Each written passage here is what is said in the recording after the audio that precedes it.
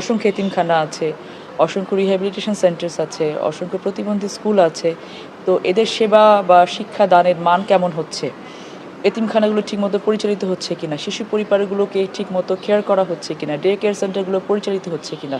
প্রত্যেকটা সেক্টরকে ধরে, ধরে এটার কোয়ান্টিটি কমিয়ে কিভাবে সবাইকে আবার একসাথে রিএলোকেট করে কোয়ালিটিটাকে বাড়ানো যায়। জনবলের অভাব আছে। আমাদের অর্থনৈতিকভাবেও আমরা খুব বেশি স্বাবলম্বী না এই অবস্থায়। বাজেটে আমাদের বেশ কিছু সমন্বয় করতে হয়। সেক্ষেত্রে জনবলও নিতে হবে। সমন্বয়টা কীভাবে করা যায়? পদ্মা সেতু, মেট্রো রেল এবং এলিভেটেড এক্সপ্রেসওয়ে নির্মাণের গর্বিত অংশীদার বসুন্ধরা সিমেন্ট।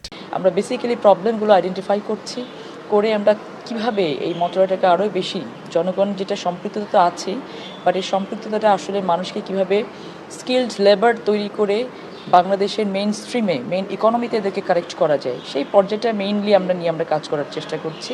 তো এখানে বসে আমাদের কর্মকর্তাদের সাথে কথা বলে যেটা মনে হচ্ছে তারা প্রত্যেকেই সেটাই চাচ্ছে, যেটা আমরাও চাচ্ছি, বর্তমান সরকারকে সহযোগিতা করতে চাচ্ছি।